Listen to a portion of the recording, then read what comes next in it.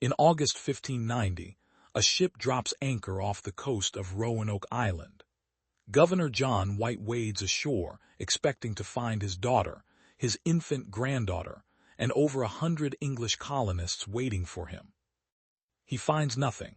No bodies, no signs of a struggle, no cross carved into the wood, the signal they'd agreed on if they were ever in danger. Just one word, cut deep into a fence post. Croatoan. For 400 years, that word has been the answer to a question nobody could finish. Until now. July 1587. 115 English men, women, and children step off their ships onto Roanoke Island off the coast of what is now North Carolina. They aren't soldiers this time. The first attempt, a military outpost 2 years earlier under Ralph Lane, had already collapsed. This is meant to be different. Families. A real settlement. England's first permanent foothold in the New World. Their governor is John White, an artist, a mapmaker, a man who has already sailed this coastline once before and painted what he saw in extraordinary detail. On August 18, 1587, White's daughter Eleanor gives birth to a girl. They name her Virginia Dare. She is the first English child ever born on American soil. 9 days later, White sails back to England. He needs supplies, and the colony needs him to hurry. He will not see his granddaughter again. White expects to be back within months. Instead, England goes to war. The Spanish Armada is bearing down on English shores, and every ship, including White's, is seized for the war effort. 3 years pass. 3 years of nothing, no supply runs, no contact, just an ocean and silence. When White finally secures passage back to Roanoke in August 1590, he arrives on his granddaughter's 3rd birthday. He finds the settlement dismantled, not destroyed, dismantled. Houses taken down carefully as if the colonists meant to rebuild elsewhere. Heavy cargo buried and left behind. And that single carved word. Croatoan, the name of a nearby island and the tribe who lived there. A storm is closing in. White's crew refuses to risk the crossing to search Croatoan itself. He sails back to England and never returns to the New World again. 17 years later, England tries again, this time at Jamestown, 100 miles north.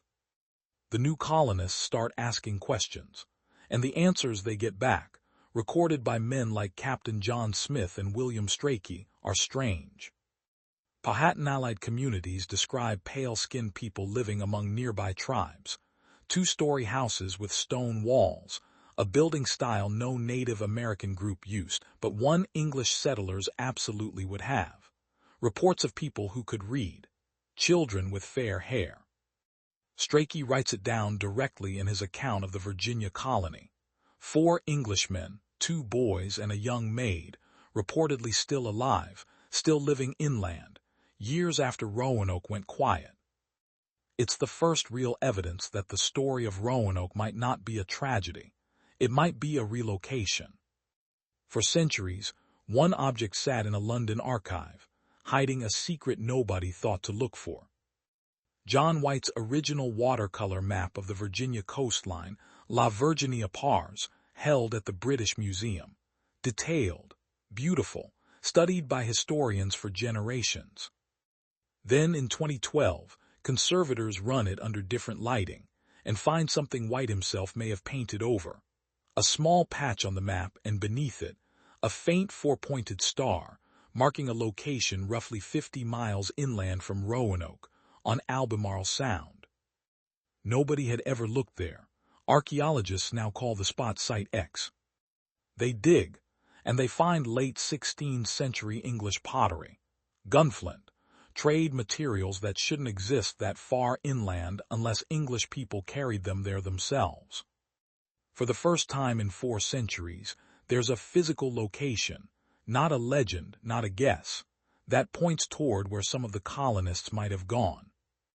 Meanwhile, on the island, the colonists actually named in their final message, Croatoan, now called Hatteras Island. A different team has been digging since 1998. The Croatoan Archaeological Project uncovers English objects buried in layers of earth dating to the right period: a rapier hilt, gun parts, a signet ring, items a native community wouldn't have owned unless English people were living and dying among them. Then, in May 2025, the discovery that changes the conversation entirely. Beneath a thick layer of debris, researchers find hammer scale, the leftover waste flakes from blacksmithing. Alongside it, an iron bar and a copper ingot, materials Native American metallurgy of the time didn't use, materials that require a forge, a specific technique, and someone who already knew how to work iron. Archaeologist Mark Horton, who led the excavation, doesn't call it a massacre site. He calls it evidence of peaceful assimilation, English settlers and the Croatoan community living together, working together, becoming one population.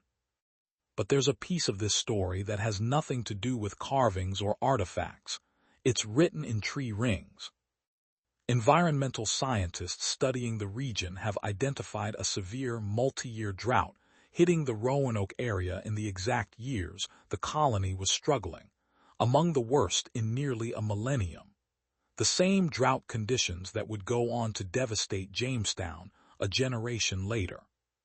Crops failing, fresh water scarce, 115 people with no ship, no supplies coming, and a native community nearby who actually knew how to survive the land. Staying on Roanoke Island wasn't a choice anymore. It may not have been abandonment. It may have been the only option left. Which brings us to now. 2 independent research teams, Horton's group working Hatteras Island, and the First Colony Foundation working Site X, have spent years digging 50 miles apart, following 2 different trails, and their conclusions are converging. Ongoing DNA research is now identifying European, specifically British, genetic markers in some descendants connected to the Hatteras Island population. Modern evidence tracing a line back to the exact community the colonists may have joined. Historian Kathleen Duval points out something that reframes the entire mystery. The colonists had written plans, before White ever left, to relocate to Croatoan territory if things went wrong. This wasn't a mystery with no leads. It might have been the plan working exactly as intended. The theory now taking shape. The colonists didn't vanish. They may have split, one group moving inland to Site X, another moving to Croatoan itself, each integrating into a different native community that was willing to take them in. Here's the honest part, or your screen might be lying to you. This isn't settled. Archaeologist Charles Ewan, who has studied the lost colony for years, is more cautious. Trade goods and tools, he argues, don't prove colonists survived and lived there. They could have arrived through trade alone. What would truly close the case, he says, is a European burial, dated firmly to the 1580s with English grave goods found in the right place. That hasn't happened yet. So the mystery isn't fully solved.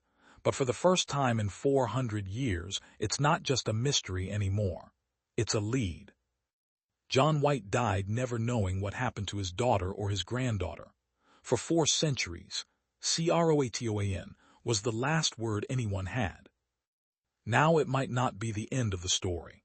It might be the answer, carved in plain sight the entire time, pointing to exactly where they went.